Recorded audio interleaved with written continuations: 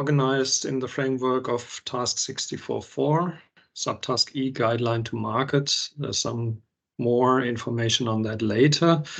As a first remark, this webinar will be recorded. So in case you don't agree to the recording, please leave the webinar. So Wolfgang, you may start the recording now. Welcome again, everybody, to this workshop. And before starting, some important information. Your microphone and camera are disabled by default, but you can ask questions on the contributions to this webinar in the end, in the Q&A session. And you can do that by either raising your hand using the respective function of Microsoft Teams, and then your microphone will be enabled by the moderators, or you write your question in the chat. And please state with your questions your name and affiliation and to which of the three contributions the question is addressed. So the webinar is organized in the framework of the IEA joint task, Solar Heating and Cooling Task 64 and Solar PACES Task 4, Solar Process Heat. Now, what is this task about? Just for your information, the International Energy Agency is providing a framework for international expert groups to work on different topics in the framework of so-called technology collaboration programs, TCPs. In these TCPs, typically technical topics are defined in tasks or so-called annexes, where technical topics are discussed and addressed by groups of international experts. Here we have the TCP Solar Heating and Cooling, SHC, and the TCP Solar Power and Chemical Energy Systems, abbreviated Solar PACES. And each TCP has about 20 to 25 contributing member countries and invites experts from science and industry to contribute to the discussion. A lot of information is publicly available online on the IEA SHC or Solar PACES websites and the respective task websites, both on the active tasks, but also on former tasks where a lot of very important work and international publications have been provided. Now, in this joint task on solar process heat, we again divided the work into 5 subtopics in subtasks A, B, C, D, and E. And you can read the topics. They are more or less self-explaining. This workshop is part of the work in subtask E, Guideline to Market, where we intend to support the market upscale and to contribute to mitigating non-technical market barriers. For more information, you can see the website. And also one advertising remark, the final task expert meeting of this task will be held very soon, 19th and 20th of October in Seville, Spain. Now on the workshop today, we have 3 contributions followed by a question and answers and discussion session. The first contribution will be given by Christoph Brunner of IEA Intec on ship technologies, best practice examples. The second contribution will be given by Winfried Braumann, founder and CEO of RENAC, on financing models for ship projects. And the third contribution is given by Slawomir Hus, partner of Solars Capital of Switzerland, on experience on financing small-scale decarbonization projects on cash flow basis. With this short overview on the agenda, I pass the word on to Christoph Brunner, and I'm very curious to learn more about financing of ship projects. Christoph, Okay. the floor is yours. Thank you very much, Peter, and I'll share my screen.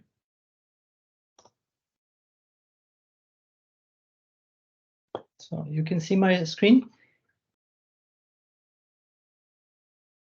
Yes, but not in the presenter mode yet. Just a moment. Now? Yes. Okay, good, perfect.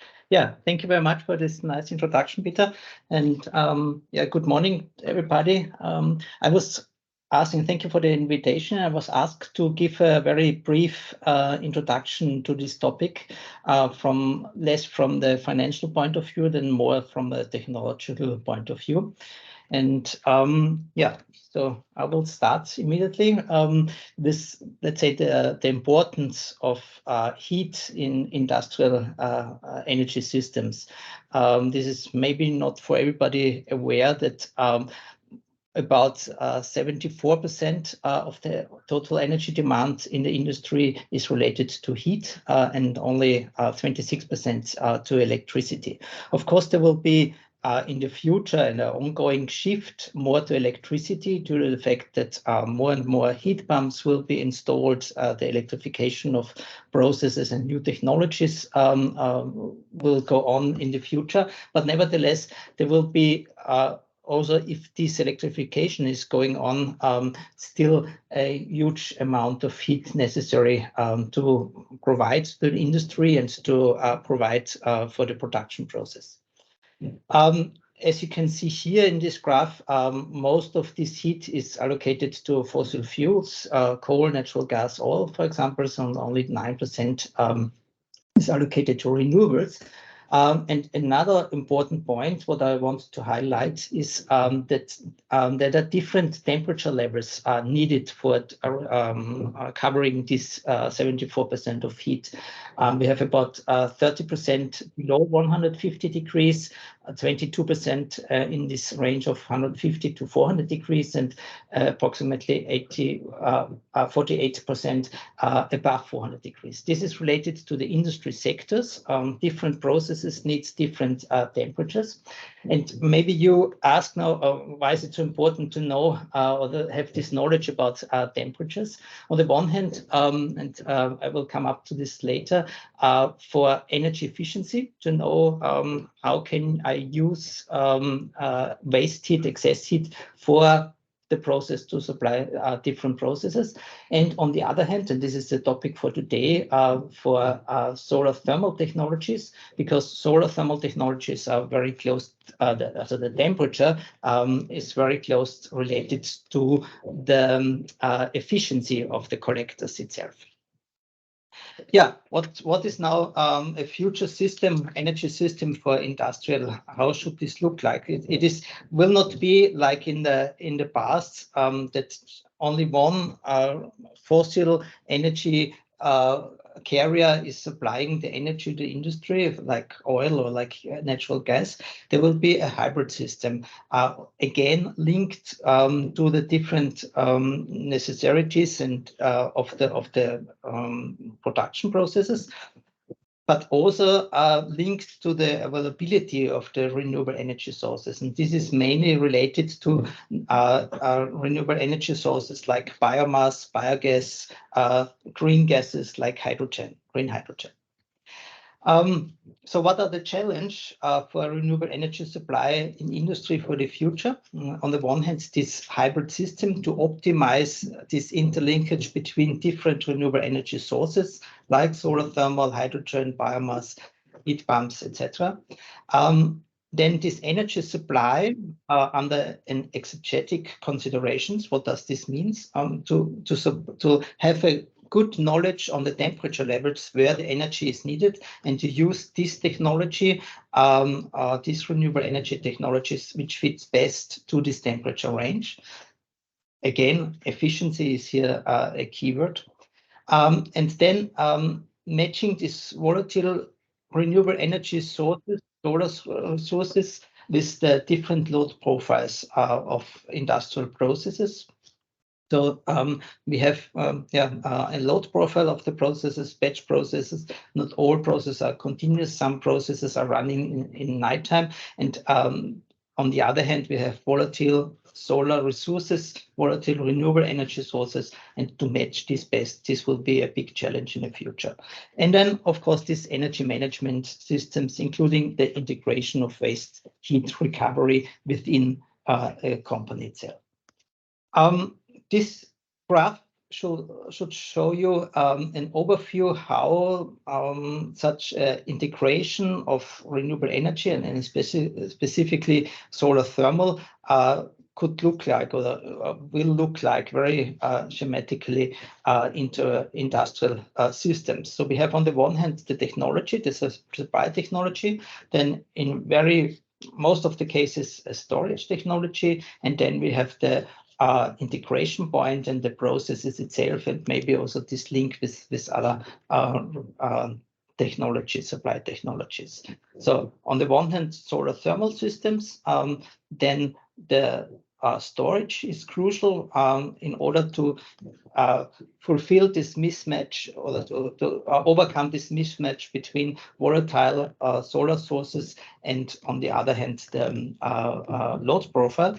And then the conventional heat supply in combination with the processes, and to optimize the demand of the industrial processes. This graph gives you an idea which kind of solar technology, solar collector, fits to which industrial branch, which industrial sector.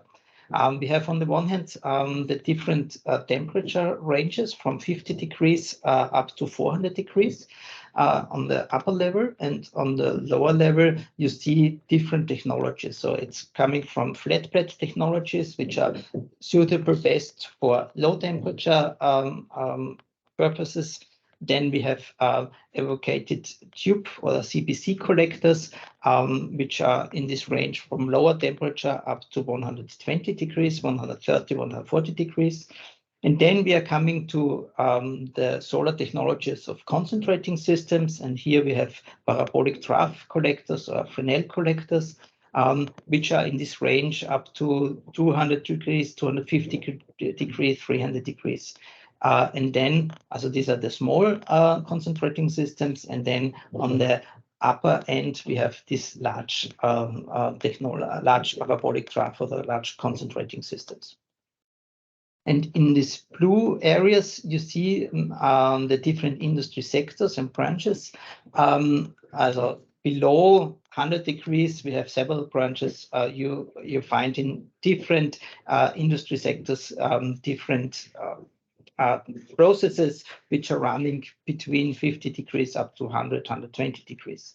The chemical industry needs higher temperature from 80 up to 400 degrees.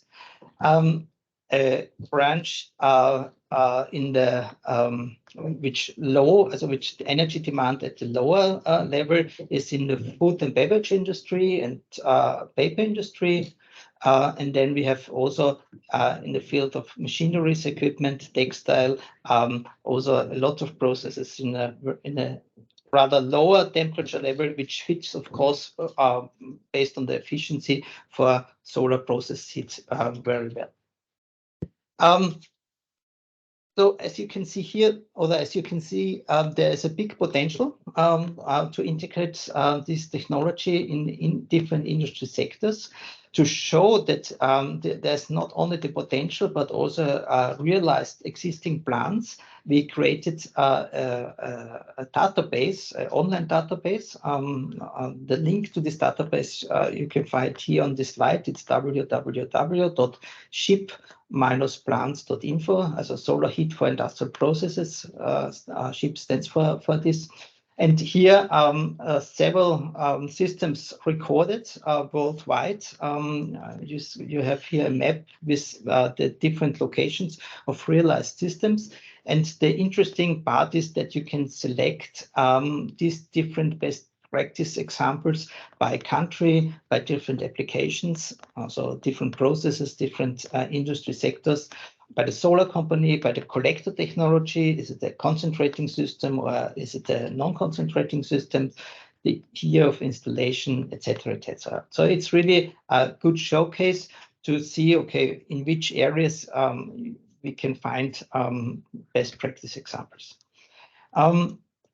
I took out of the solar heat worldwide statistics one graph from 2023, where you can see which industry sector has, let's say, the highest number of installed SHIP plants and the highest thermal power of these total plants.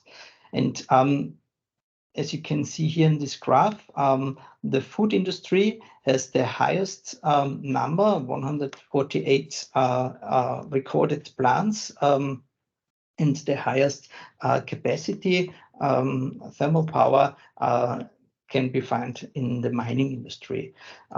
Yeah, this depends, of course, on the food industry, beverage industry. There may be some smaller installations. In the mining industry, we have a few, 22 very large installations.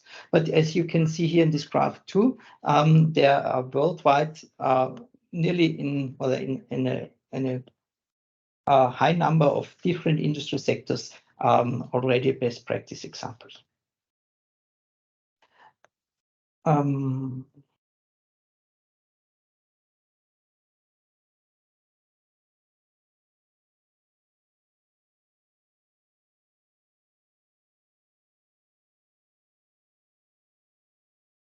Christoph, you are muted, sorry. So now you can hear me? Yeah. Yeah. Yeah, sorry, it seems I clicked wrong. Yeah, so you see here different examples of installations out of our database. On the left upper corner, you see this an example of a brewery where we have quite good links here in Austria, but also examples from Switzerland with concentrating systems for the dairy industry, from Nicaragua for drying of coffee beans, for example, down to textile industry in China. So really huge, huge collective fields, very good examples from different sectors. And all this information you can find in this database.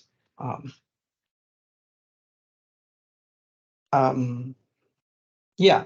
There was also from the company Solrico an outlook of the different SHIP data planes for the future. So what can be expected? How many SHIP installations should be fulfilled in the next years? And this graph shows you that there's a doubling of capacity from 2016 to 2019, and the forecast based on announced projects, which we know without a project out of China. There's a forecast again of doubling the capacity from more than 650 megawatts up to 1,260 megawatts till 2026. So this graph shows you there's really huge potential, huge capacity, and also a lot of, as a near future, a lot of projects in the project line and will be realized in the next 2 to 3 years. Yeah, coming already to my last 2 slides, I just want to summarize shortly what are the advantages of solar process heat. On the one hand, of course, a long-term constant energy price for about 20 years. So you have to invest once and then you really can calculate with a constant energy price. Very low OPEX costs, especially if you are operating with non-concentrating systems. You don't really have a lot of maintenance costs, and also the electricity demand for pumping, etc., is quite low. It's very easy to combine this technology with other renewable energy technologies, and it really makes also sense to do this. Proven technology for temperatures up to 150 degrees with the non-concentrating systems, and also higher with up to 250 degrees with the concentrating systems. It is a decentralized energy system, and this gives you also a high security and also the security that you can run your production line with this technology. And there's no dependency on the world energy market, as you really can calculate with constant energy price. Coming to my conclusions, summarizing, the decarbonization of the industry is going only through these hybrid energy systems in the future, and there's a high potential in different industry sectors based on this temperature level. So this is a crucial point to know about this temperature level. It's important to have a kind of a pre-feasibility study, also with economic check, to know where to integrate and which kind of technology makes sense. And of course, energy efficiency as a first fuel has to be fulfilled before to install renewable energy sources. And then, of course, it's always important that people on site really have this willingness, maybe also to change process technology in order to reduce the energy demand and be more efficient. Renewable energy depends on the specification of the location. Do you have biomass? Do you have biogas from waste, etc.? But especially also for solar installations, the solar irradiation is very important. Space availability is important. And of course, the production times and the load profile is important. If such a solar process, it makes sense in the for the production. And then check the subsidies, for example, possibility for subsidies. And if you do this and if you go for green energy for solar processes, then you have really a technology with a constant energy price over the lifetime of your technology. Coming to my end, thank you very much. I hope I could give you a brief introduction to the technology itself. Unfortunately, I cannot stay till the end of the webinar because I have a meeting at 11. But if there are questions, Peter and Wolfgang, they will take over and will answer these questions on this relation from the technology point of view. Thank you. Thank you, Christoph, for this very nice overview over the technology. For those who came later, you can ask questions on all the contributions at the end in the Q&A session. We will come to that later, but now we come to the second presentation in today's webinar given by Winfried Braumann of RENAG Austria on financing models for ship projects. So please, Winfried, the floor is yours. Thank you very much, Peter. I'll try to share my screen. Is it visible? Yes, perfect. Okay, thank you.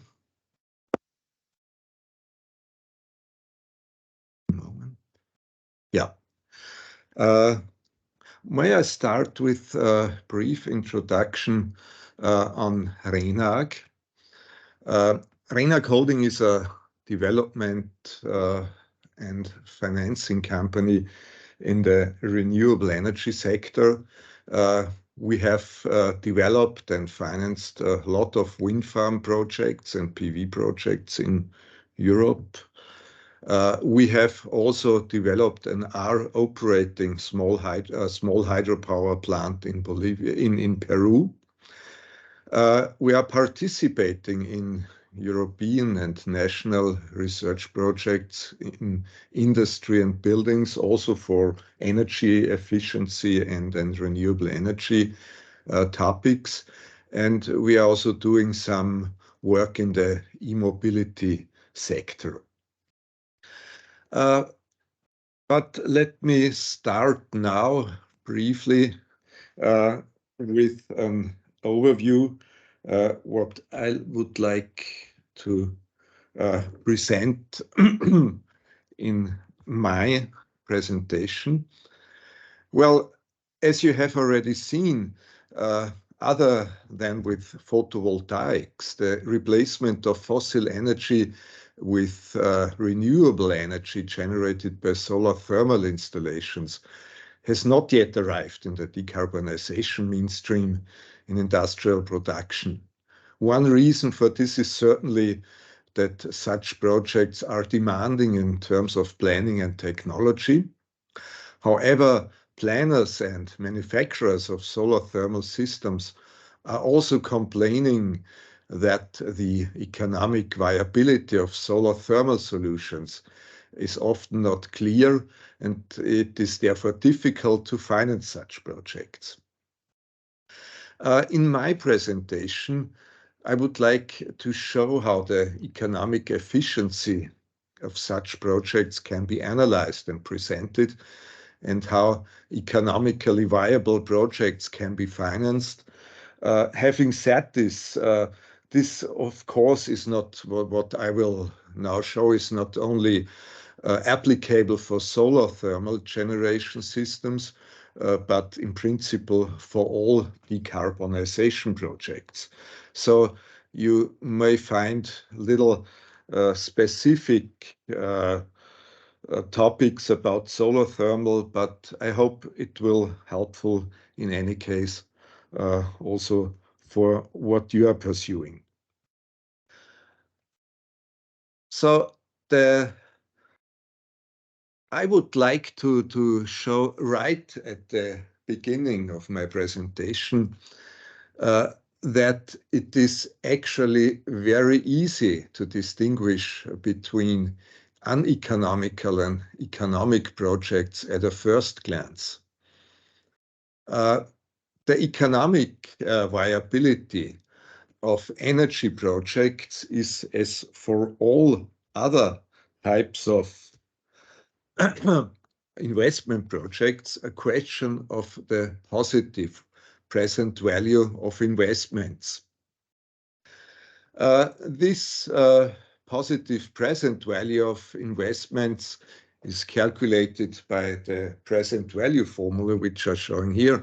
It seems complicated, but it opens a very simple way to estimate the economic viability of projects in which fossil energy is to be replaced by renewable energy, for which only the annual energy costs are needed. Projects are only economical compared to fossil energy source projects if the investment and operating costs accruing during the economic life of the new plant are not higher than the costs that would have accrued with the old plant during this period. So if the new plant has an economic lifespan of 20 years, then the savings on fossil energy within these 20 years must be higher than the investment costs of the plant. In the present value formula, also the interest rate has to be taken into account, which expresses the cost of raising capital. If we would assume an interest rate of 5% and an economic lifespan of 20 years, the investment costs should not be higher than 13 times the energy cost. So as this chart shows, an investment of 1.3 million with an interest rate of 5% can be repaid over 20 years. So this is 13 times the amount of the annual energy bill, and therefore we have kind of a savings multiple, savings of fossil energy of 13 if we do not calculate with other costs like OPEX.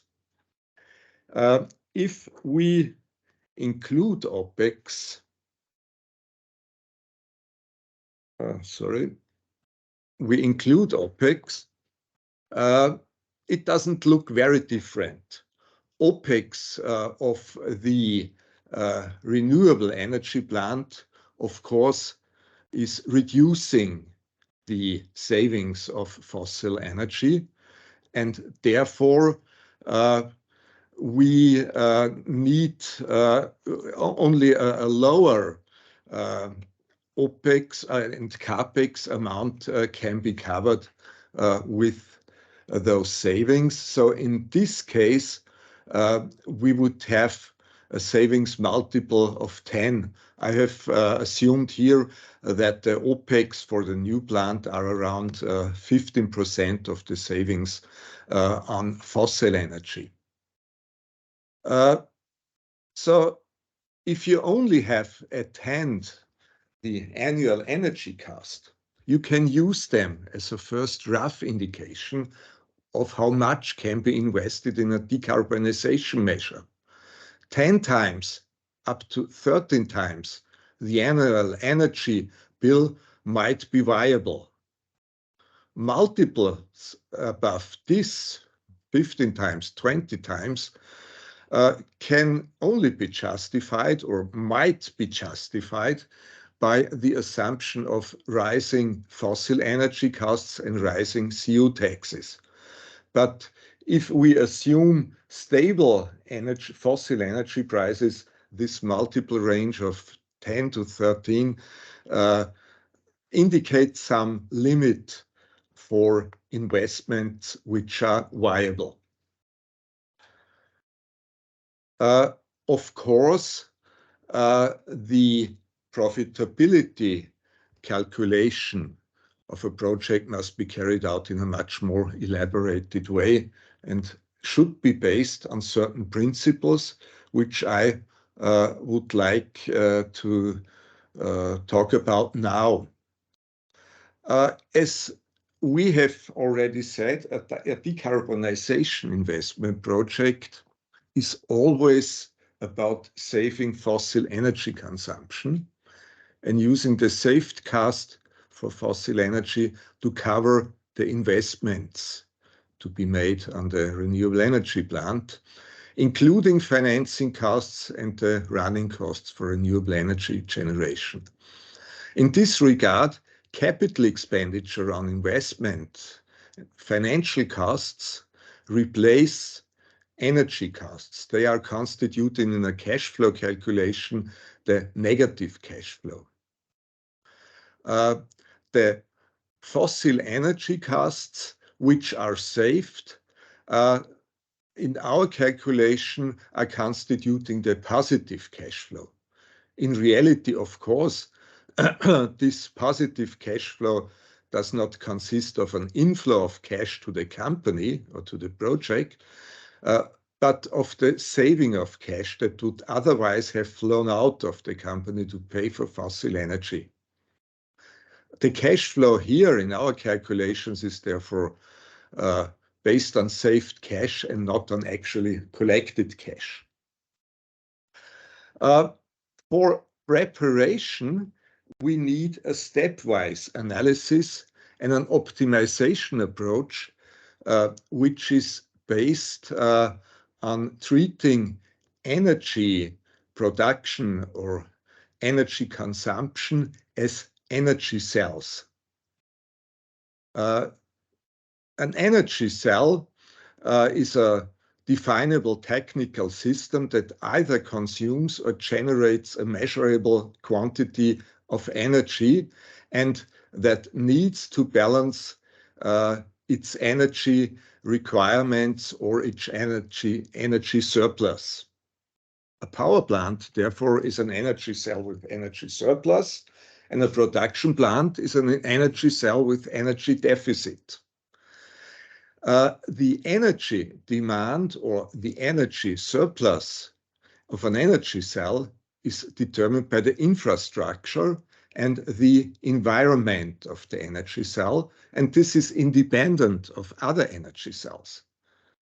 As an example, the energy production of a solar thermal system is defined by its technical design and, of course, the climatic temperature and solar radiation conditions at its location.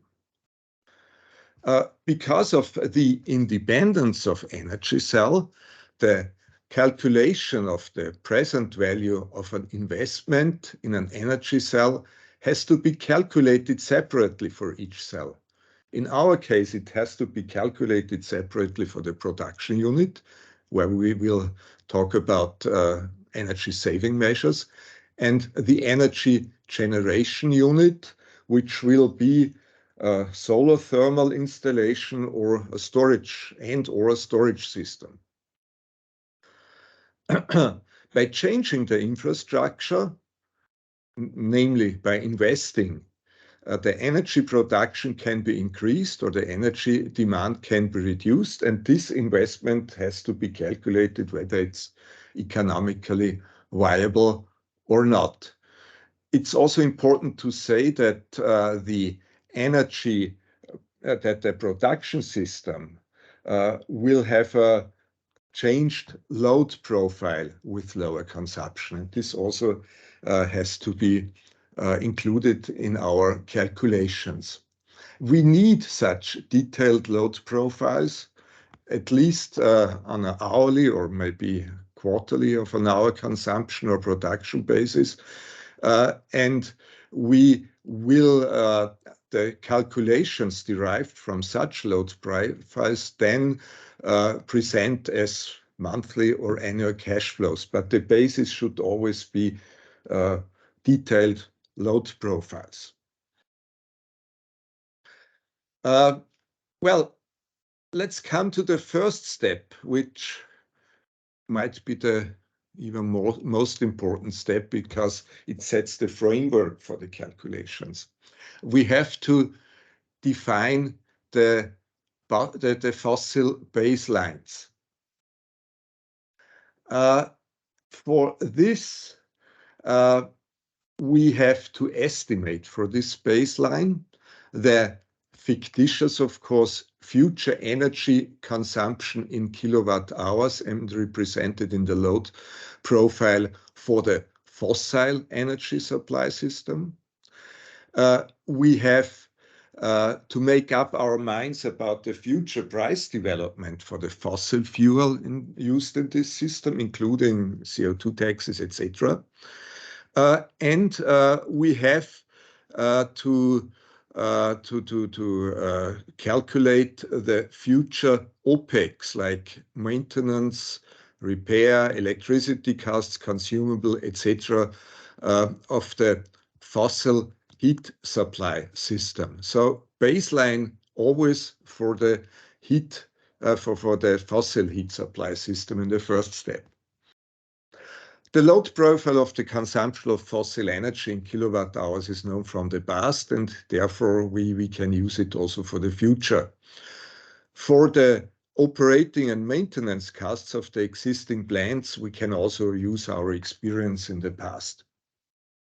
The cost of fossil energy is, of course, much more complicated.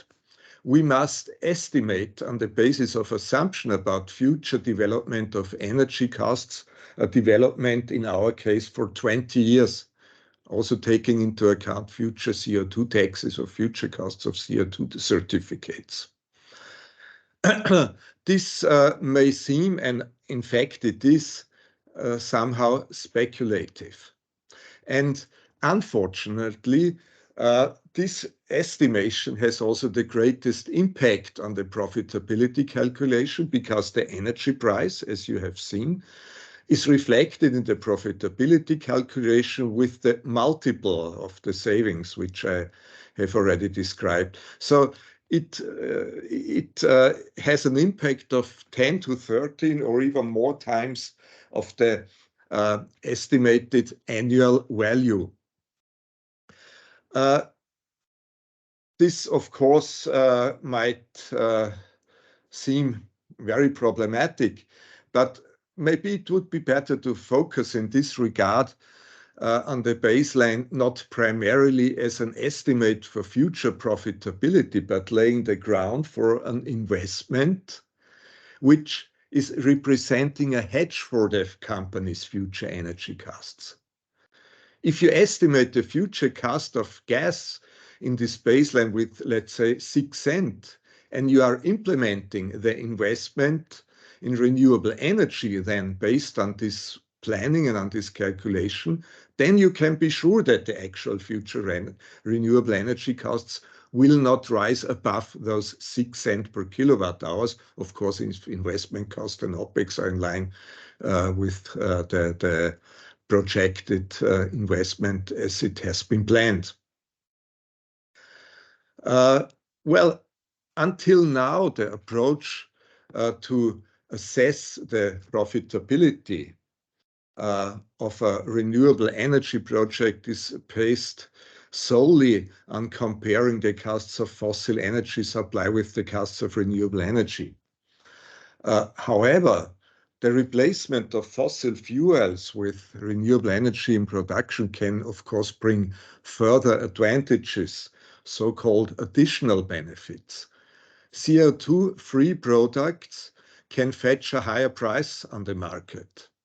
A higher achievable sales margin of products produced with renewable energy is the same as a discount for products produced with fossil energy. This discount can be treated as being equivalent to a higher energy price of fossil fuels, and by adding this advantage as a markup to the fossil energy price in our baseline calculation, the energy savings will be higher and the profitability will improve accordingly. Another example may be that financing costs for investments in renewable energy are lower because they are in compliance with the EU taxonomy. This can and should be taken into account in the profitability calculation by using the corresponding lower interest rate, which can be lower than the interest rate which is normally used by the company or in the context of the company for discounting the energy savings, which also in turn improves the profitability of these investments. So to the extent that there are additional benefits of renewable energy, they should be included in the profitability calculation in a quantified manner, of course. So if we look briefly at a breakdown of this baseline of the calculation, it's quite simple that the future fossil energy consumption times the future fossil energy price gives the future energy cost, and added with the OPEX on the fossil energy system, we arrive at the baseline energy savings, which is treated as a positive cash flow.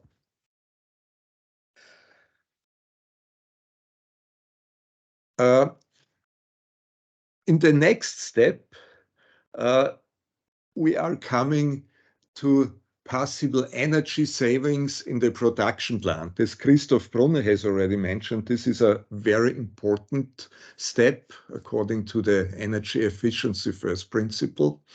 And therefore, it has to be determined which investments are economical and what are the necessary investment costs to reduce energy consumption in the production unit.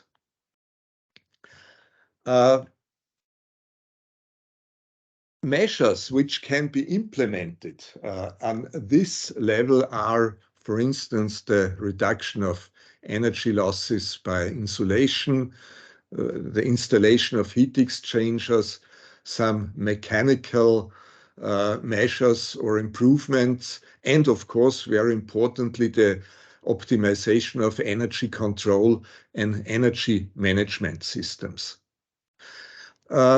These mentions will result in investments, but they will result also in a changed energy load profile. And this also has to be regarded here. So again, looking at the calculation sheet. We are starting here with the CapEx. I have to mention here, CapEx have also to be inserted on a net base. So subsidy have to be deducted from the number which is used here. We are then looking at the energy efficiency load profile, at the energy savings against the baseline energy consumption, which is the load derived from the load profile of the fossil energy case, multiplied with the fossil energy price. Then we have the energy cost savings by energy efficiency. We have to add, if there are OpEx for the energy efficiency investments, we arrive then at the total cost savings by energy efficiency. This has to be discounted by the interest rate, and this then has to be compared with the present value of the CapEx spent on the production unit in order to find out whether we have a positive present value. And of course, or normally, we will only implement investments insofar as they are economically viable. We come to the third step. The third step is the selection of the solar thermal heat power plant and of the capacity sizing of this heat power plant.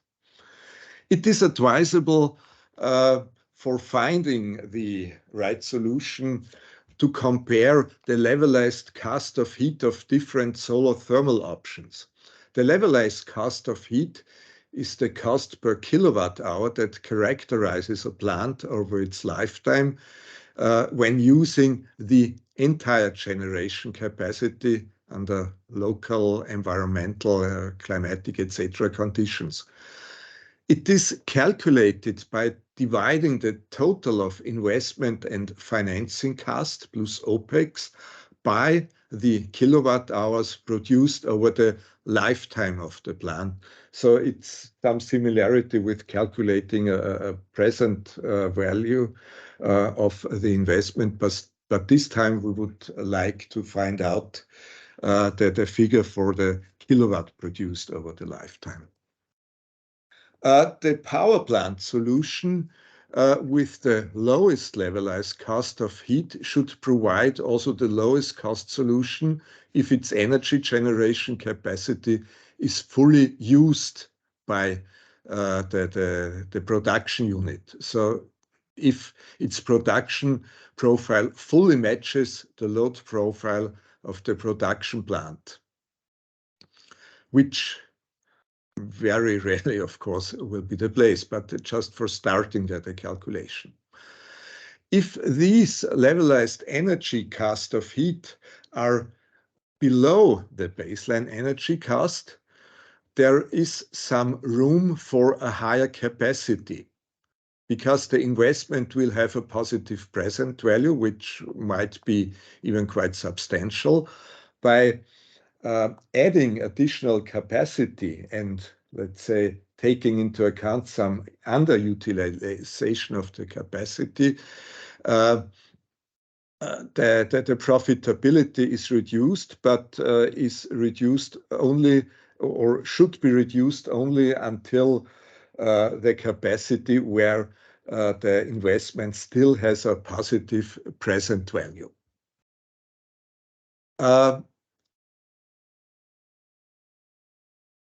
This then means, of course, that looking at maybe briefly again at our chart, we have then certain CapEx minus subsidies. We have from this kind of optimization process to select a solar thermal heat power energy production load profile. We will derive the energy delivered to production. again multiplied with the fossil energy price, and then we will have the fossil energy cost savings by renewable energy, plus the OpEx for the solar thermal power plant brings us to the total cost savings.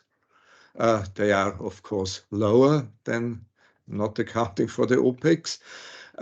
This will be again discounted and compared to the present value of the solar thermal plant capex, and will show, if we follow those steps, still a positive or slightly positive present value of the investment in the solar thermal power plants.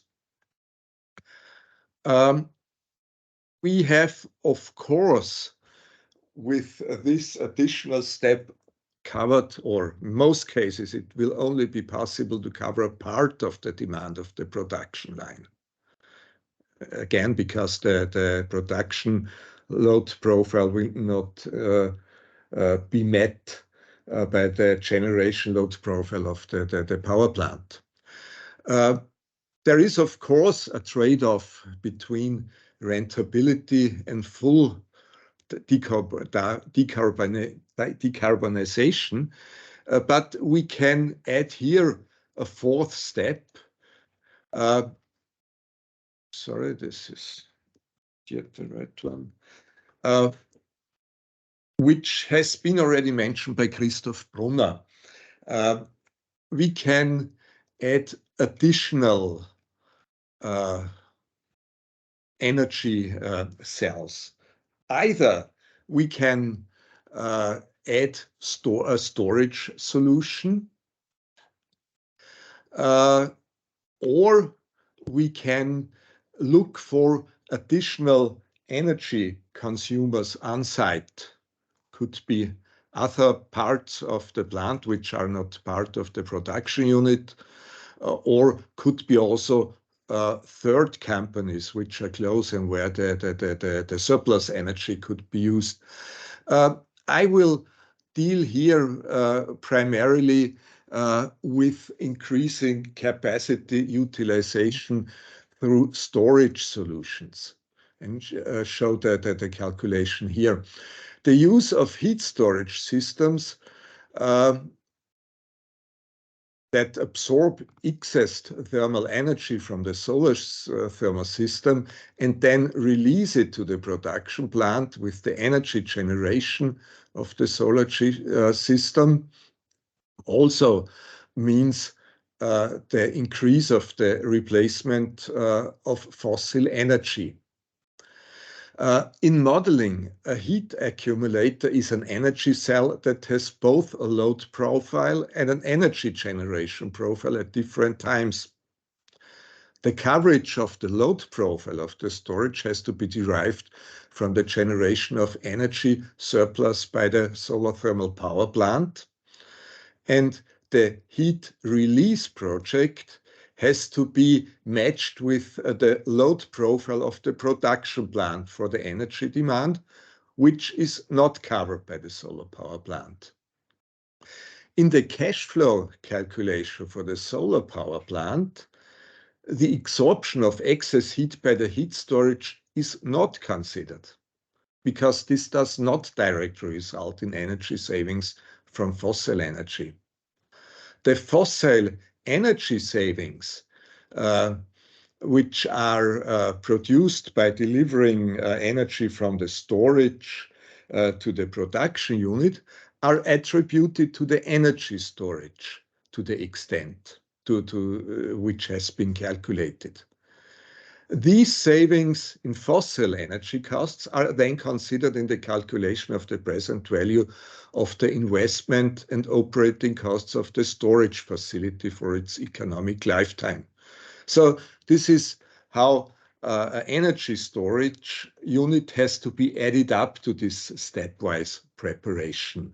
We are only considering the energy delivery of the energy storage unit to the production and multiplying with the fossil energy, and then adding again the OpEx, and then we will arrive at the present value of the storage plant, and we will see whether this still is positive.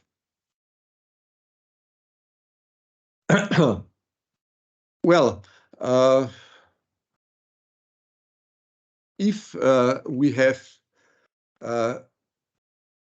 gone through those steps, we will have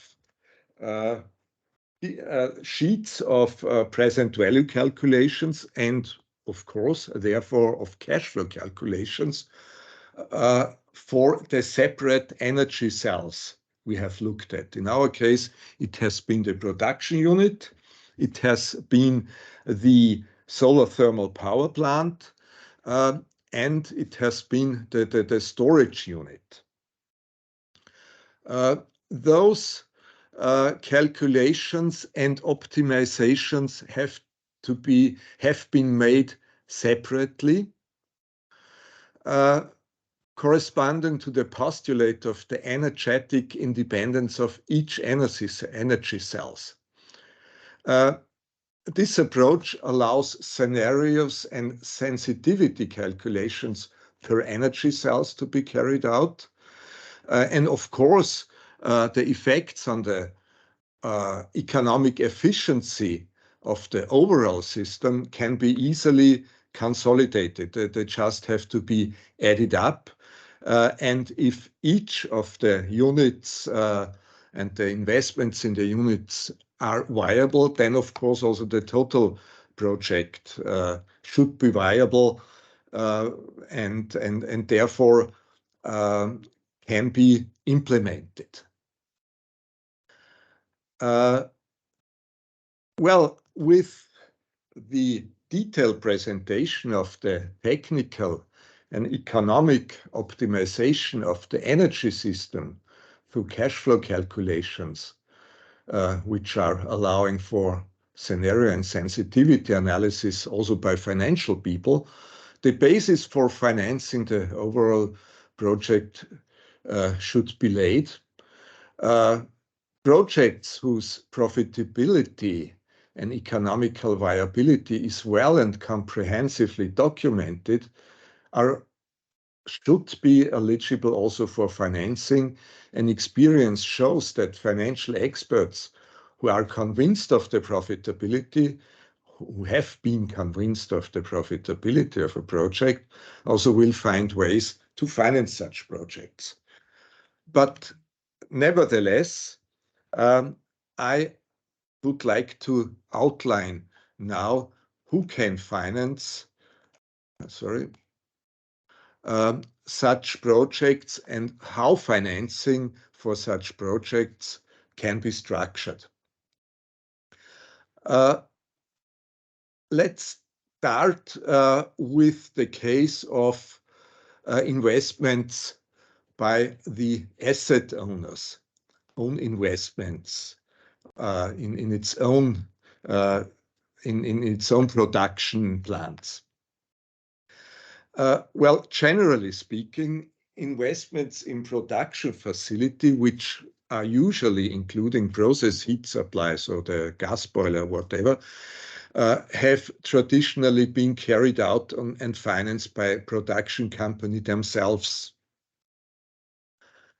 And an investment project where the profitability is well documented by cash flow calculations as presented above, should at the first step convince the financial manager or the owner of the company to provide the necessary funds, and should also enable the company to present such an investment case to banks to obtain debt financing, primarily by investment loans, but leasing financing is also possible.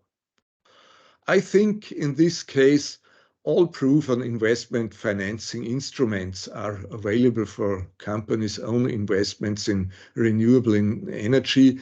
And I also think that most, corporate departments in banks should be able to follow the logic of such calculations and therefore provide the necessary financing. However, we have also the possibility of third-party financing. From an economic and financial point of view, the internal profitability of own investments, shown by the way as we have just discussed it with energy savings, can be transformed into an economic investment project of a third party, where the third party undertakes to make the investments and finance it also by itself, and receives the savings achieved in the company in return. This time, of course, not as an internal cash flow, but as an external payment of the company to the ESCO. The business model of the energy service company, which is built on this principle, of course, can be used for decarbonization projects in industry. With this business model, the company does not have to invest itself and only has to pay out the energy savings generated by the investments to the ESCO in return. It should be mentioned here that this business model of an ESCO investment can also be used if a solar thermal system delivers heat not only to one company, but to several companies. In this case, a joint venture of these companies, for instance, also within the framework of an energy community, can take all the role of the third-party investor. So companies can create their own ESCO in this way and therefore avoid own investments and own financing. The good thing is that a business plan for such a company, for an ESCO or a special purpose company, can be directly derived from the calculations we have made for the investment project. Because what we have already is the cash flow, the revenues from fossil energy cost savings, which turns into a cash flow. This can be derived from the added up sheets we have seen before, and we know already the total capex. What we would to have here in order to arrive at a business model would be the financial structure. So we would have to think about the necessary debt equity ratio. We would have to find out for the debt part what the repayment and the interest conditions are. And we would have to add also some administration cost because there will be some additional cost if the project is operated by a third company and not by the company itself. But we then will arrive at the usual structure of such cash flow calculations needed for project financing, which is that we will see the cash flow available for debt service. We will see the debt service, what has to be paid to the bank or to the provider of debt. We will see that the cash flow, which then the remaining cash flow, which still is available for distribution to equity. We can calculate the very important debt service coverage ratio, at which always banks or debt providers look when they want to decide on the size and the conditions of that. And we can also calculate the internal rate of return for this special project company. So in the case of large project, a separate project company can be founded on this basis, which then can implement the project with equity, debt, and project financing structures. An SPV can do this, but also, of course, the ESCO can do this as a third company. Because for smaller projects, which can be implemented as ESCO projects, it would be necessary to have the same calculation, even without setting up a separate project company, which could be too expensive and too complicated. In this case, the ESCO can use the instrument of forfeiting the long-term sales of receivables to refinance the debt capital it has raised. And this is something, I think, which will now be presented by the next speaker by Slawomir Hus. Thank you very much.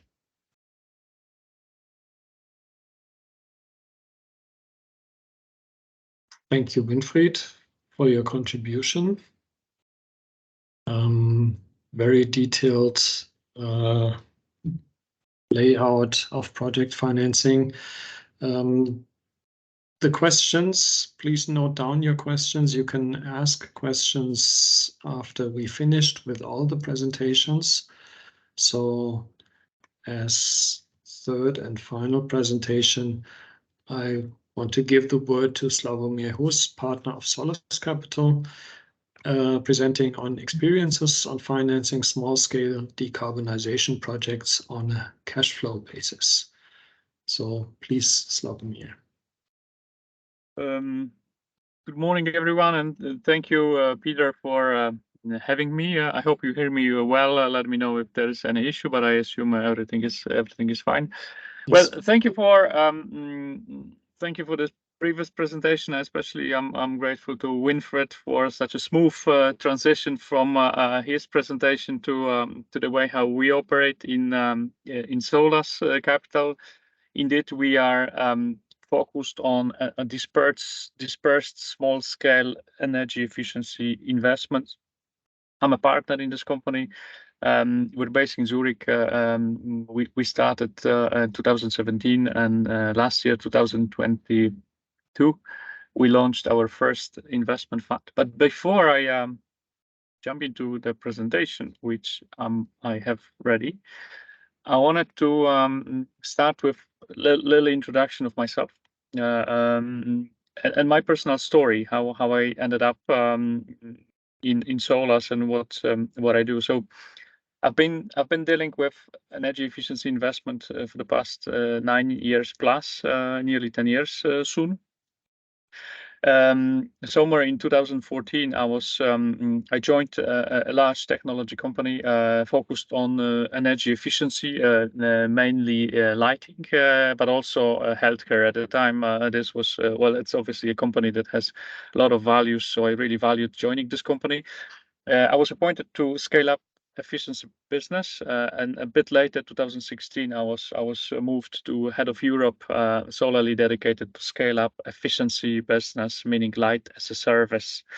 So I had a large company behind me, fantastic technology, but obviously the lighting projects small, dispersed, and if you add the multi-country colorful picture in Europe, you can imagine how complex it was. And it was a time when I learned two very strong lessons about efficiency, especially about the small-scale efficiency projects. One is, even though people like to talk about technology, they would like to talk about sustainability. I mean, obviously 2023 versus 2014-16 that's quite a difference. Still, the topic of sustainability was present there, but no one really focuses on efficiency as long as it's pushed by some regulation or it's extremely easy. Otherwise, everyone has always something else to do every day. You will, if you're a CFO, CEO, CTO, technology manager, site manager, there's always something more important to do than focus on a nice to have efficiency project, unless it's pushed by the regulation, but then it's a different story, obviously. So if you want to scale up efficiency small projects, you have to make them extremely easy. So these people do not actually burn their limited time. That's the first lesson I learned very quickly.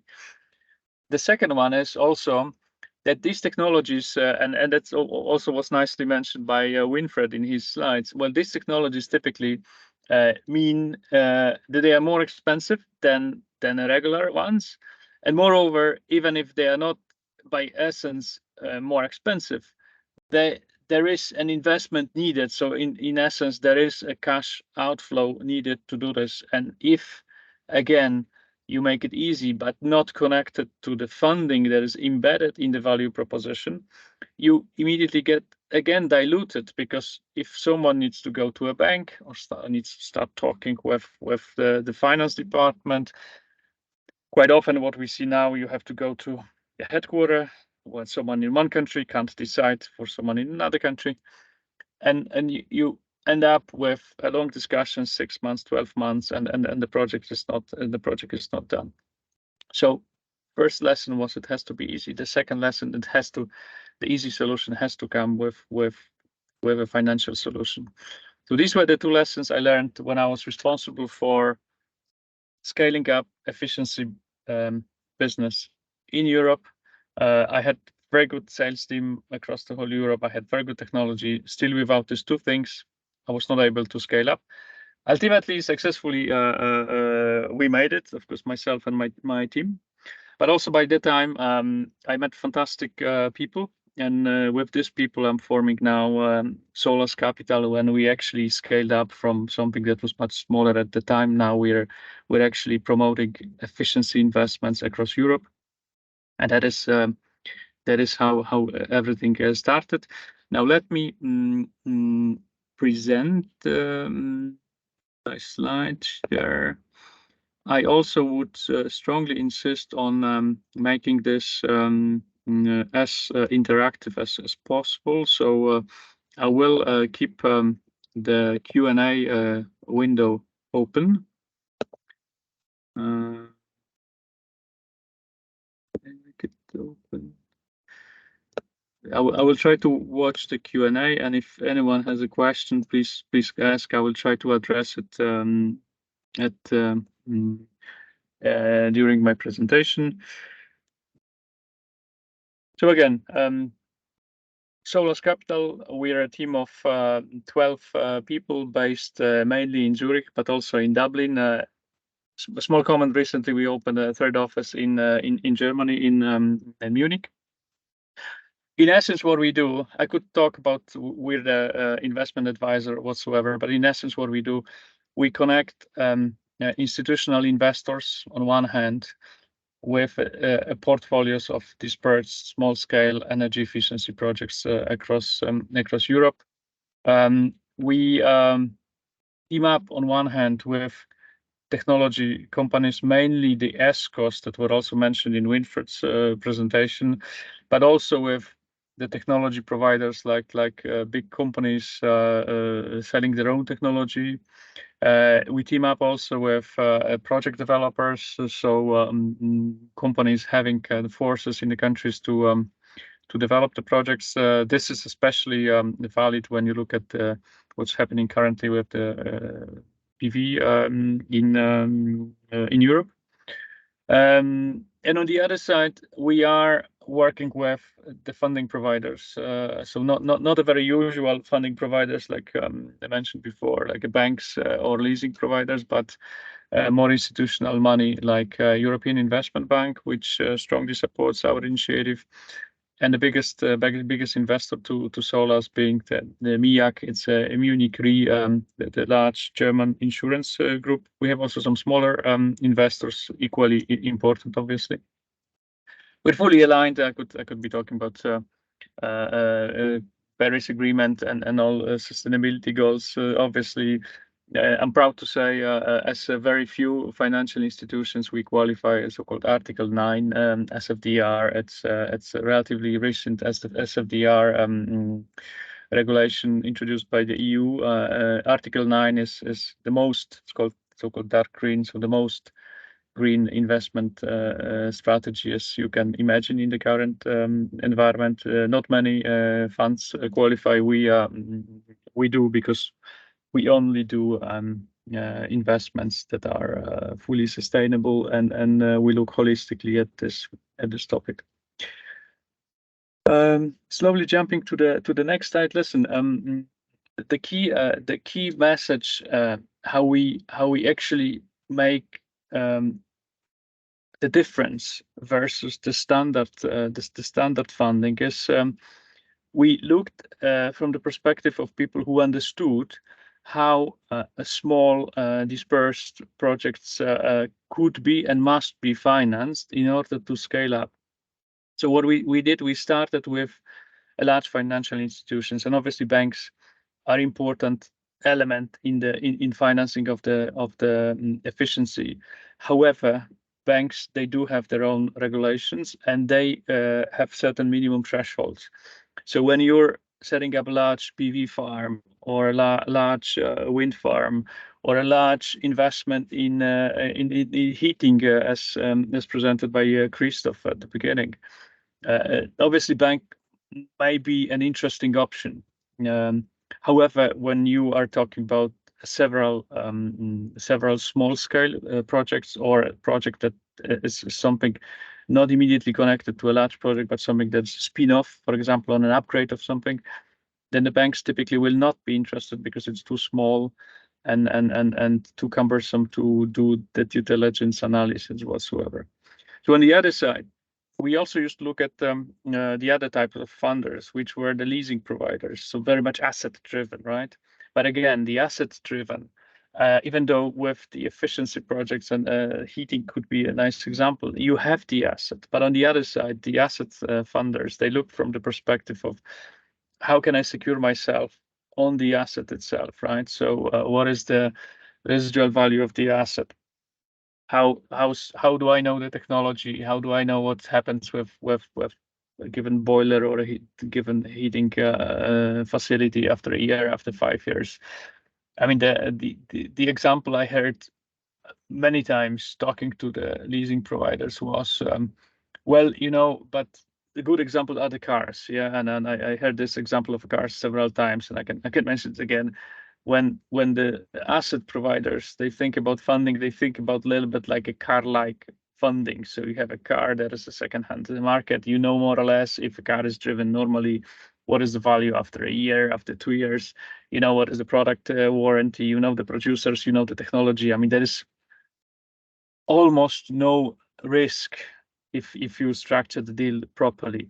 And on the other side, I had once a discussion with a very senior banker, was talking at the time about LEDs, and he listened to me, and he wasn't very polite. So he, at some point of time, he literally started laughing and said, there is no, LED is not an asset. Even though you think it's an asset, it's not an asset, because there is no second-hand market, because no one will buy a used bulb. And this is how they looked, how the leasing providers looked at the time at funding assets like LEDs, for example. There's no second-hand market for a bulb, so the moment you install the asset, its collateral value becomes zero. If then it's uncollateralized, then it's obviously not interesting for them. So understanding the shortages of the two types of funders, we started looking from a completely different perspective, because if you look at the efficiency investments, especially investments connected to the core business. I very much like the Christoph presentation about the heating systems. Yes, the asset that will be installed will be somewhat specialized. So the residual value and the concept that you could take the asset and just sell it somewhere else is quite remote. But on the other side, the client who enjoys the investment, you're somewhat not becoming on their cash flow list. You're not becoming someone who has to be paid somewhere down once everything else is paid, but you're becoming one of the crucial elements that has to be paid, because the production processes or whatever the processes they run need this. For example, keeping the heating example, they need the heat for the production, right? So suddenly you become one of the crucial elements of the payment logic. So in other words, if there is an efficiency project that generates certain cash flow, we actually in Solas we look at the cash flow itself, not at the asset. And obviously, from the security perspective, we still structure it that the asset is a collateral, but it's a secondary element. Mainly, probably I would say just to avoid situation that this asset somewhat gets taken by someone else.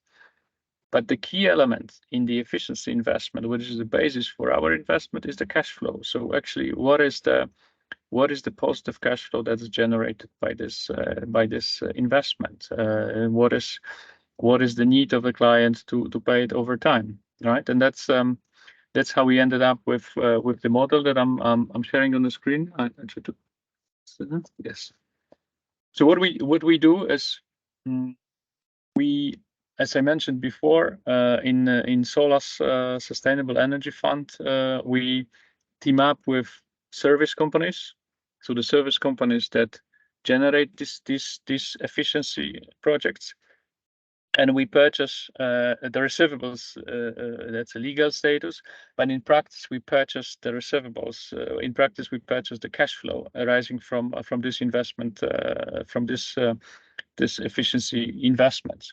So in the long term we stay with the cash flows that the customers have to pay, with certain agreements with energy companies that they are responsible for the performance elements. If there are any guarantees whatsoever, then the service companies that we team up with remain responsible for their responsibilities. On the other side, as a financial institution, we do the job of the typical banks and leasing providers, as I mentioned before. So we take the credit risk, we provide funding.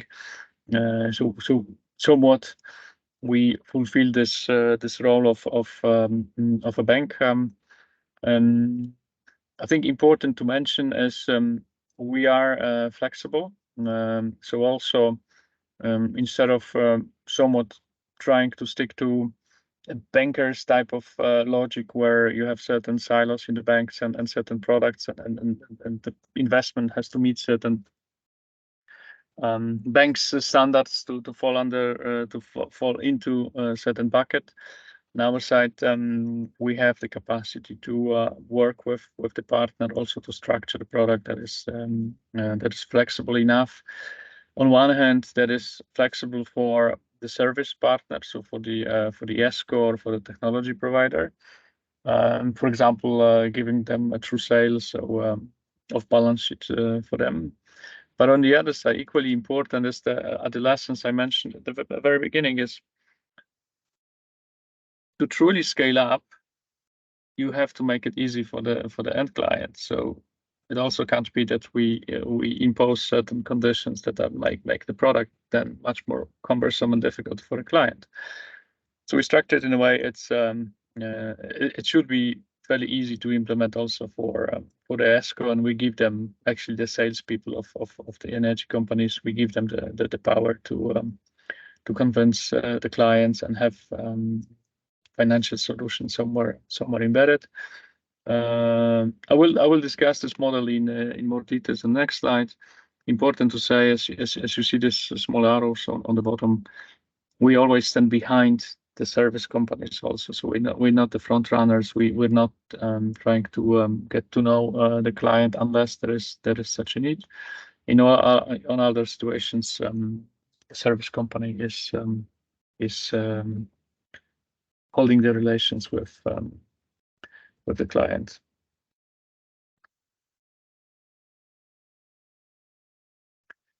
Yes, shortly going back to an intro. So bearing in mind the logic how we operate, let me just briefly mention it again. We've funded based on this investment logic. We funded an investment fund that was launched last year, 220 million euro, solely dedicated to small scale energy efficiency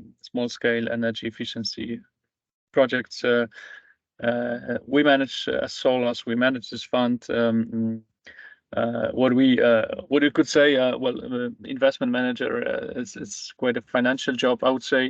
Not really, because obviously on one hand we are the finance people, but on the other side, very importantly, is we also spend a lot of time with the energy and technology companies. So we spend time, one thing on structuring the products with them, but equally important, I must say, it's also time we spend on selecting the partners. I mean, if you start talking to technological companies in Europe, I mean, there are several, a lot of them at different development stage, a lot of them at different technology segments, a lot of them different sales approach, for example. Meaning that some of them are very much sales orientated, not long-term relation orientated. Well, when you think about long-term funding, I mean, it's quite important. On the other side, as I mentioned, we're connecting the financial institutions. That's less interesting for this presentation, so I will not be going down. I think the key message is what was agreed with the investors. This is a fixed income, so it's a debt fund. So cost-wise, we're comparable to the banks. Obviously, there is a certain premium because we're more flexible, but in essence, this is a very reasonable product. And in terms of the EU support also, we not only have certain funding from the EU, but also we enjoy a credit guarantee, which enables us to accept certain credit of the off-takers that in other ways would not be eligible for funding. It's obviously not a last resort funding mechanism, but it broadens the scope of acceptance of off-takers and clients, especially when you look at SMEs across Europe. I mean, there's a handful of clients on the edge of being eligible for funding, and with the EU guarantee, that is obviously very, very helpful.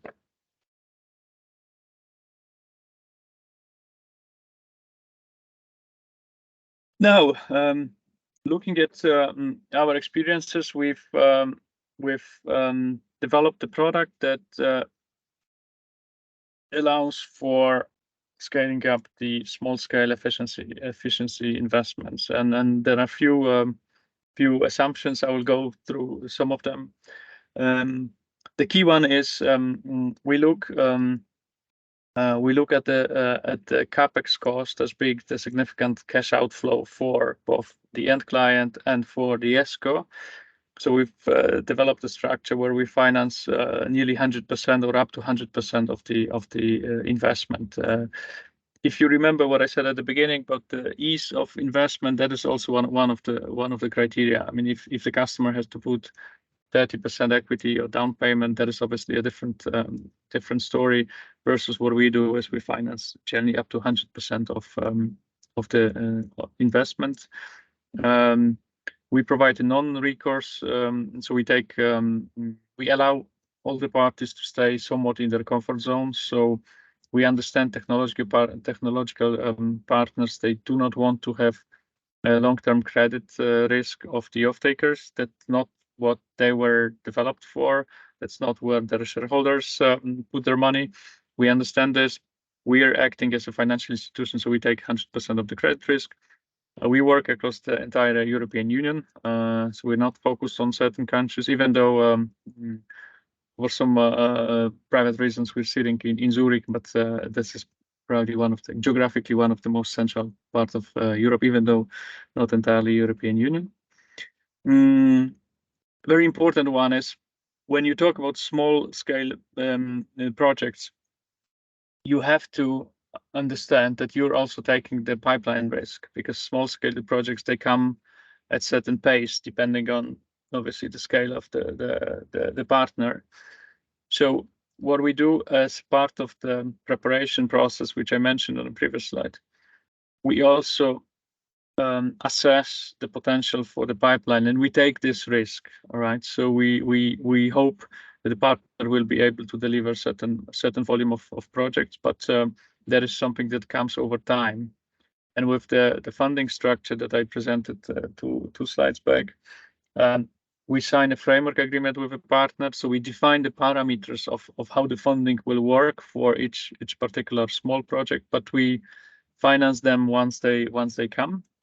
One hand, it gives ESCO or any technological partner comfort of the funding. That's one thing, but very importantly also we give very clear conditions also in terms of the credit acceptance, which allows to scale up and allows to sales force of this partner to be more confident when they speak and they select the end customers.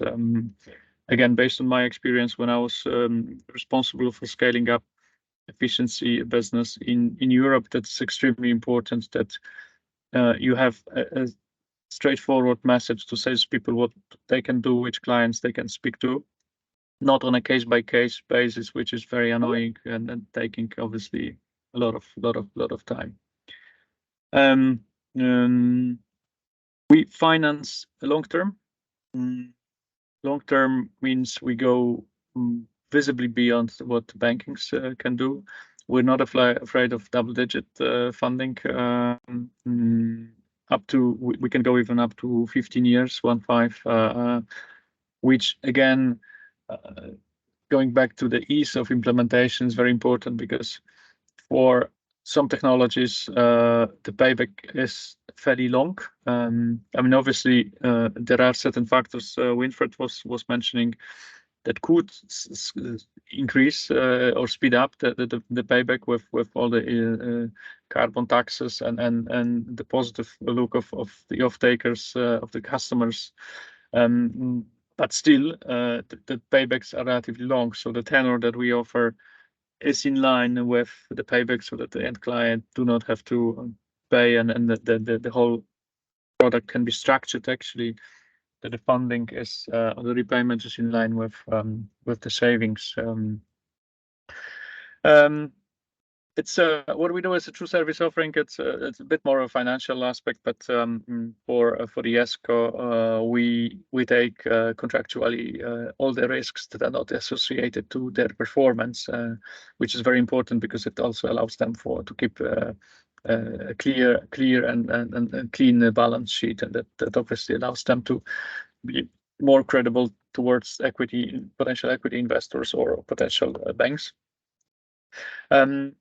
We can also structure the solution that is IFRS off balance sheet.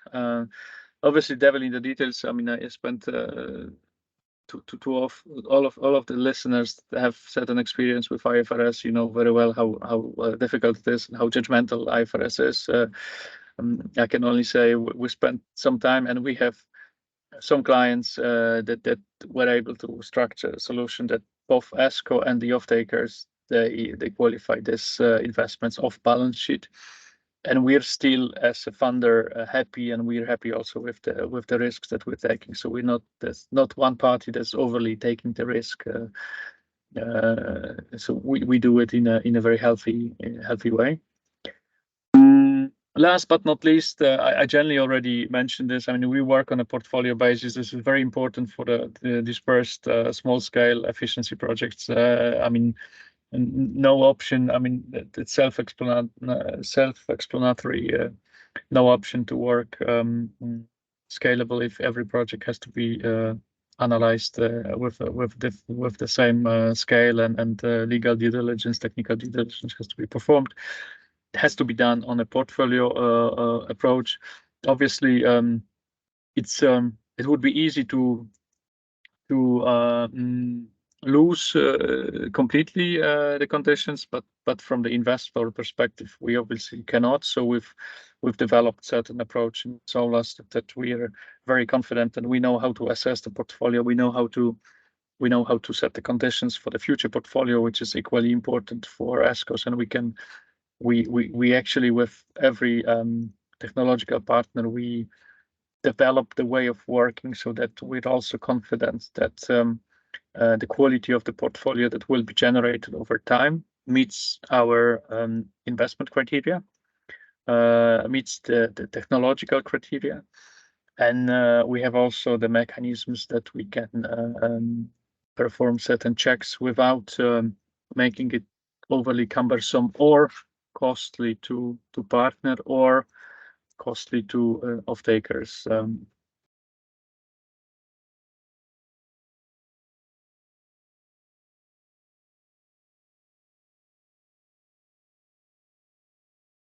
We like to say we're doing things a bit better than the financial institutions.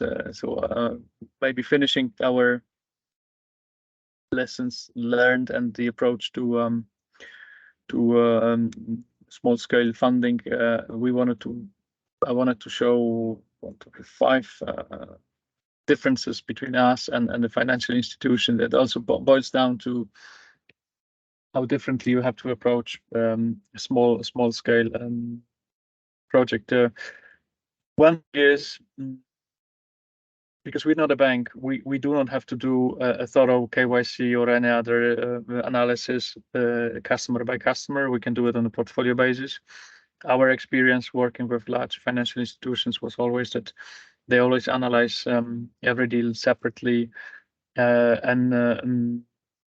What was I remember from the time, again, when I was responsible for scaling up efficiency business, one of the first questions I got when I was introducing a deal to a bank or leasing company, let's say this old legacy funders, one of the first questions was always like, who is the contact on the customer side? Because we need to call them, we need to send them all the KYCs, forms, etc. So, and obviously, as you can say, going back to the lessons, which I mentioned at the beginning, that everything has to be easy. That is an opposite of easy, right? So if a customer has to deploy people, as a discussion with banks, there's always hesitation. Why do we do it? Maybe we should speak to another banks. Maybe we should call our own bank. Maybe we should call our headquarter, and the whole process gets diluted. And then you can only multiply your efforts by 10 or 20, and then still don't close any deal because everyone is somewhere in the talking instead of moving forward. What we do is we solely rely on the process that ESCO does. So they are in the front line. They speak to the clients. We make sure that they ask proper questions. They make sure that they deliver proper documents. But we do not step into the front line. We know small projects, they require certain efforts to close them. If we make the closure process too cumbersome, we will lose certain part of the deals. We can also predefine very quickly the qualification process. Again, my experience working with large financial institutions, whenever we try to somewhat get quick and dirty, 80-20, you name it, procedure to pre-check the customers, not at all any binding, but just a pre-check so that I could send salespeople certain conditions. It always boiled down. It depends. We don't know. There is different sentiment, different segments. We cannot give you anything. You have to come with every client separately, and our risk team actually will perform the standard analysis. While we learned, again, this is something that becomes problematic, cumbersome, and not helping to scale up. So we've developed a quick procedure based on external credit sources that we can support, but salespeople actually can provide can do. the analysis by themselves. Third one is actually my favorite, and it's very simple. So we're working across the EU, so we can offer solutions identical in every country, as long as there's no legal requirement in a given country to do something extra. While with the banks, if you move to sometimes even different region in one country, but but especially when you move to different country, even with the same banks and same logo, you always start from scratch. It's different team, different procedures, everything is different, and so the scalability of ESCO across geographies is heavily limited. Working with these institutions. On the other side, we allow ESCOs also to grow, to think big, and we somewhat support them in making some investments also outside the country. And I can say proudly, a lot of partners I work with, if actually they do it. I mean, obviously we're just a small puzzle in it, but they also see, after conquering certain market in home country, they start looking at bigger countries, and they look where else the business could be done. So it's actually very positive to see that these things happening. Number 4, I think I already mentioned this. We understand that scaling up small projects requires knowledge and bit of focus on what exactly is needed. How can we do it? I mean, it's easy to say again, as it was mentioned on Winfried's one of the last slides, forward-fighting receivables financing. I mean, it sounds fairly easy.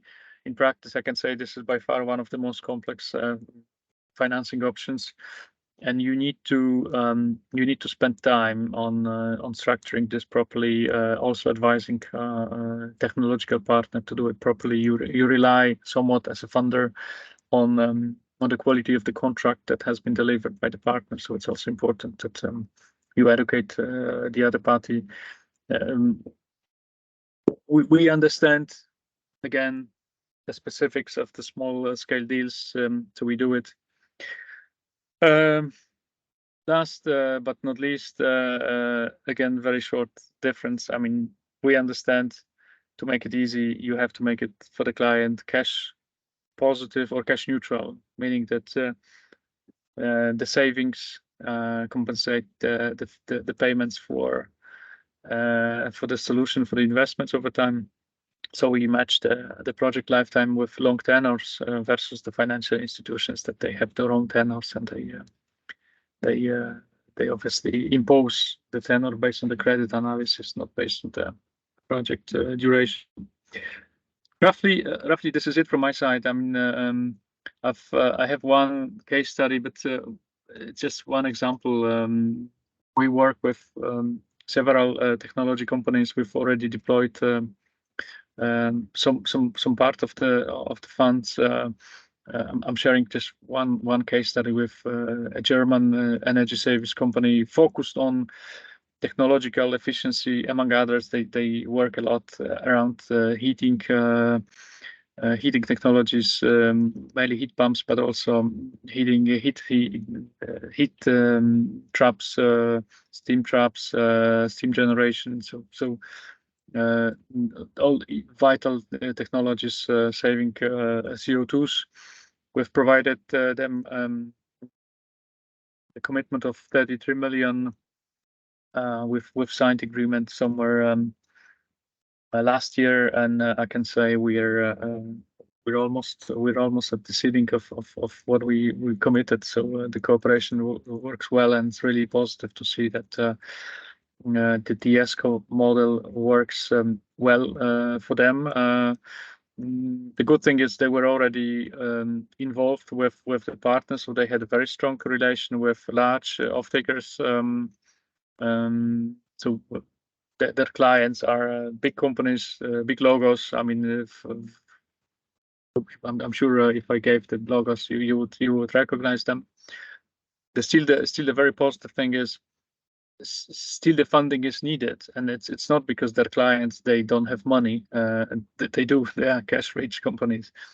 The thing is, they like the ESCO model because it ticks a lot of boxes. I mean, they can scale up faster without deploying their technical people because they trust the ESCO that we're working with. So this ESCO actually performs. They are almost like the second technical team that works in-house and develops the efficiency projects. On the other side, with the funding provided from our side, they do not have to wait for the financial budget, have any in-house discussions for the next year. Can we do it? Can we not? It's more a straightforward payback period decision, and decision is taken, and the project can be implemented with the funding from our side. We're talking about from a bit larger projects, few million euro, to very small ones, and by small ones I really mean small. I think the smallest one was like 10,000 euro, just to give you the feeling how low this can be.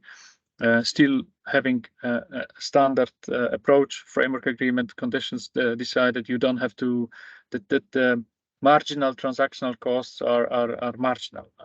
So you can provide a 10,000 financing, and it still makes sense. While with traditional approach, you would need to deploy lawyers, etc. And I promise you the invoice would be much higher than the project value.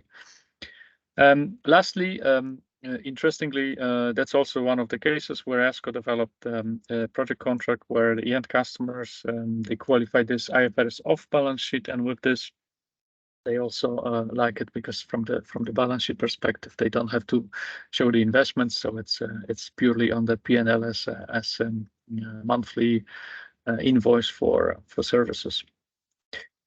I will stop now. Let me finish presenting. Yes, thank you very much. If there are any questions, please go on. Otherwise, yes, Peter, I'm going back to you. Yes, thank you, Slawomir. So we come soon to the Q&A session, but actually before doing so, we have prepared for a poll asking also something from our audience. So maybe, Wolfgang, you want to briefly explain this poll? Yeah, we also want your input on these topics after the presentations you've received. We created 2 word clouds in the Teams link here. You see the screenshot now. You should have a similar screen in your Teams application, and there should be this poll icon called Financing Ship Word Cloud. So if you click on it, on the right side, you should see 2 word cloud or 2 polls. You need to scroll down for this. It's on the right side. You can scroll down, and then you can enter 2 different questions. So on the one hand, one question is, what do you as a financial sector need from the ship community? So more from the technical side. And on the other hand, the second question is, what do you, ship community, need from the financial sector? So it's about bringing those 2 worlds together. So we would like to create a word cloud here. So once you see that, you can enter words for this. So I'm giving an example so you can see it.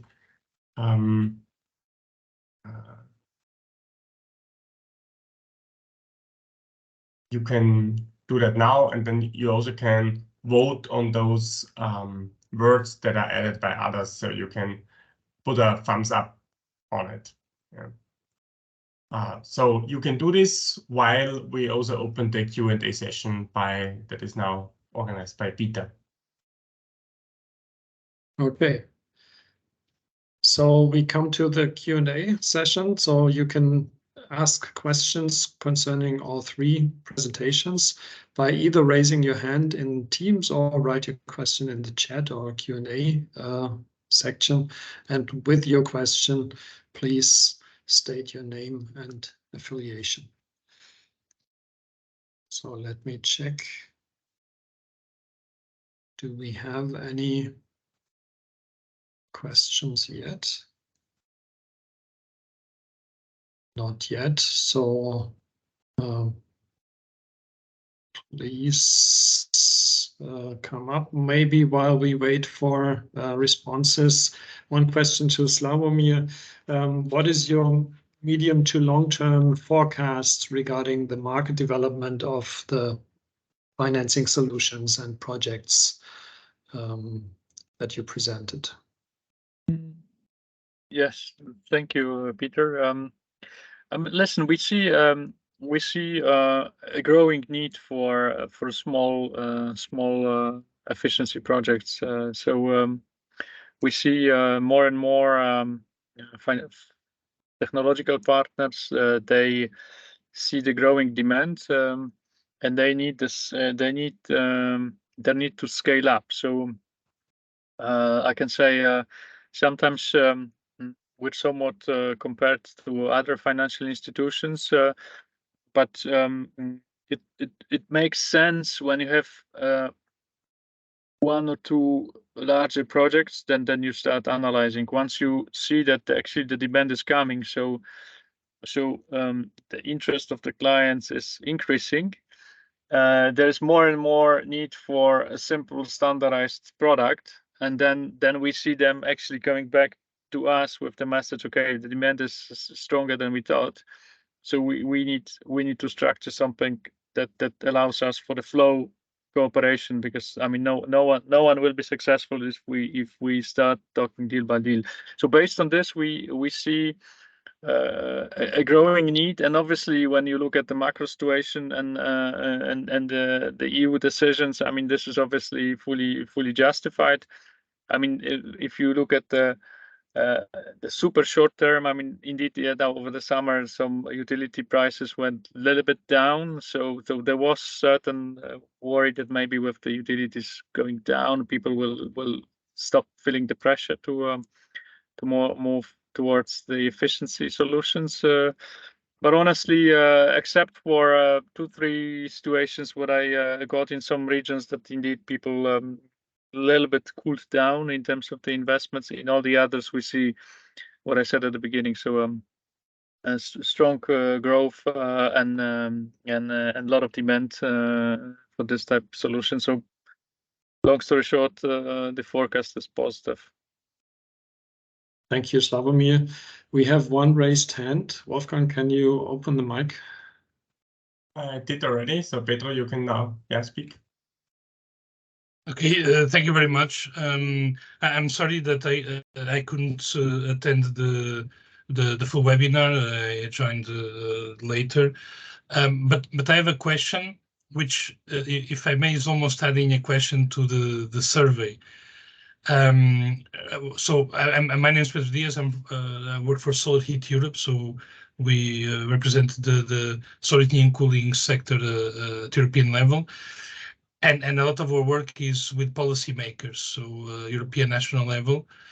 So if my question to the speakers is, what will be needed from the policymaker side, adding these also the European Investment Bank.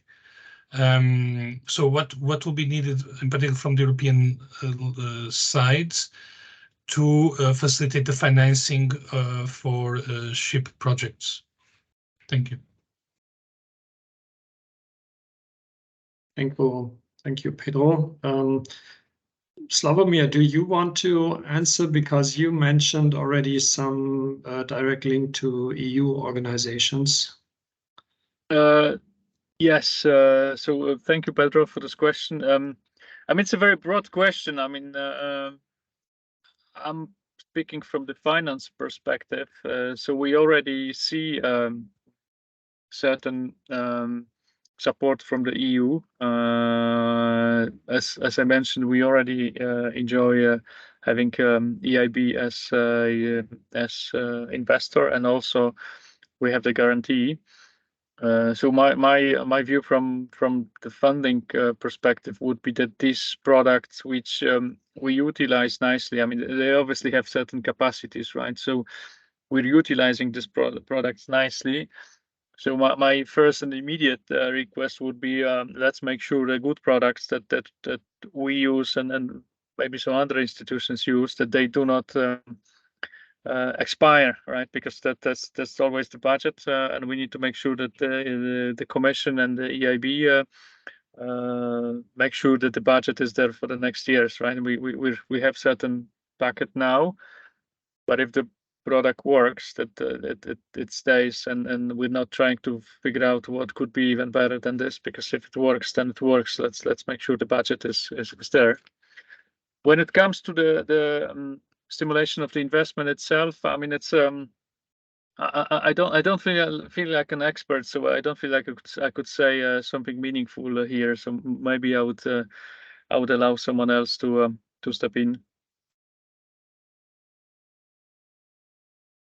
Maybe I can add some aspects from the ship community, maybe. So I think what we really need from EU policies is that we try to keep the pressure, or to put it more positively, the momentum in the end user sectors to really look for renewable solutions. And that is reflected in many ways by EU policies and regulations whatsoever.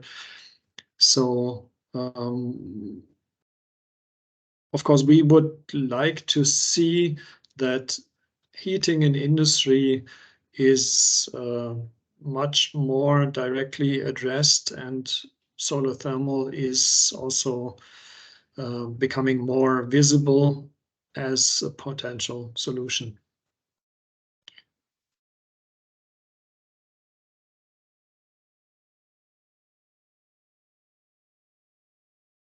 Are there more questions?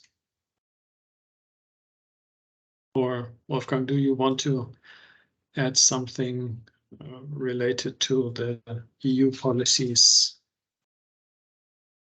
No, we are already ahead of time. Maybe, yeah.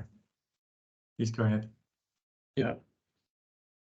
Then maybe one question to Winfried from my side. You discussed the different energy cells in your presentation, and these energy cells can be defined on a small or on a bigger scale. So what would be the appropriate scale for developing decarbonization projects? Yeah, well, it depends, of course. But the cell should be defined in a way that it should really be the size. Well, I start otherwise. Obviously, the energy producing cell for generating energy would be defined as the solar thermal plant. This is easy. On the other hand, for the production unit, I have proposed to define the cell as the production unit as such. If the production unit is also consisting, and it always consists also of other cells, single points where also energy is metered and used, you could go even below this level. You should do this only if this brings additional additional calculation possibilities of the parts of the measures which you would like to invest. So normally it encompasses the full unit which should be looked at in order to save energy, and only in special cases you would go lower down. You could, for instance, also define an heat exchanger as an energy cell, but normally you will not do it only as far as it is appropriate.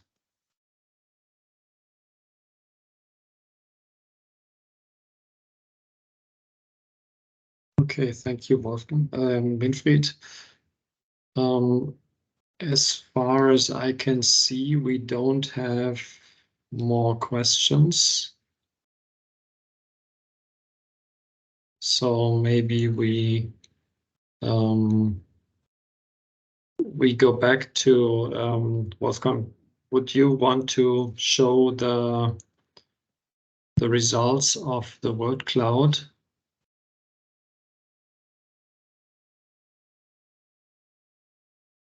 Yes, I can show that.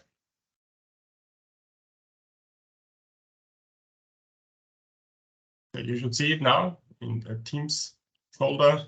So this is use the words that have been submitted for the 2 questions in the Teams. We can use this now. Also, we will further process it. If you still want to raise your thumbs for one word or the other, you still have the chance before you leave the meeting where you think, yeah, that's a good answer. You can upvote it by clicking on the thumbs up, either here in the Teams folder or in the Teams sharing app. So I think the need for turnkey solutions or uniformity in the projects, structured projects, is important for the financing sector to have a better understanding of the projects. And I think the SHIP community to have streamlined procedures that it's clear for them how to come to those financing options that also Slawomir presented. That there is also trust in the technology. I think that means trust in the new technologies, renewable technologies. So meaning that these are also likely to be financed. Yeah. So please, if you ask your last votes or your last words, and then we can summarize this. Thank you for your participation. Okay, thank you, Wolfgang, and thanks to the presenters again. Thank you to all in the audience for your interest and for participating. And with that, I'd like to close this webinar, and we hope to see many SHIP projects financed and built in the near future. On the bottom right, you see one project in Belgium with a large parabolic trough solar field, which has recently been inaugurated. So we'd love to see more projects like that in the near future. Thank you. And with that, we close the webinar. Bye-bye. Thank you.